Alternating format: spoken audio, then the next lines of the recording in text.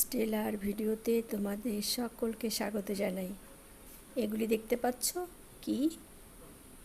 এগুলি আগে দেখো আমার ঘরের পরিস্থিতিটা কে করেছে, পরে দেখাচ্ছি কে করেছে।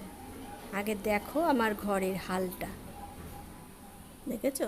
কোনো জায়গায় বাকি রাখিনি। দেখো কে করেছে, দেখলেই বুঝতে পারবে। আস্তে আস্তে আমরা এগোচ্ছি।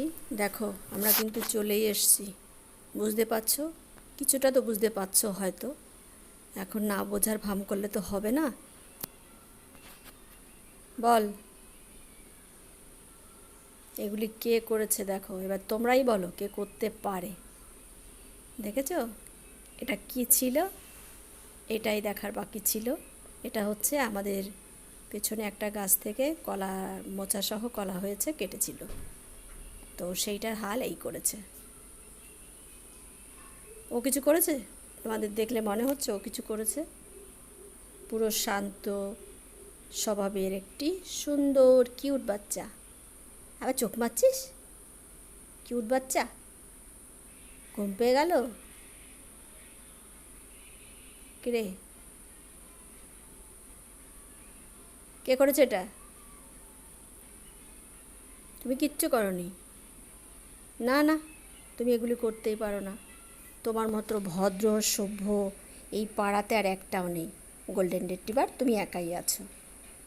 ল্যাব আছে, তারপরে রড উইলার আছে, জার্মান শেপার্ড আছে, স্প্যানিশ আছে, কিন্তু গোল্ডেন রিট্রিভার কিন্তু একটাই আছে, আমার দিদুন সোনা। তাই না? কথা বেশ, গল্প যখন বলি তখন ওর খুব ভালোই লাগে। ক্যামেরাটা ধরি, গল্প বলি, নানান কথা বলি, তখন ওর কিন্তু খুব ভালোই লাগে।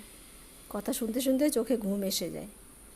দেখো অন্যায় করেছে সেটা নিয়ে কিন্তু আর কথা বাড়াচ্ছি না, কিন্তু ওকে দেখলেই সব ভুলে যাই। বুঝতে পেরেছো?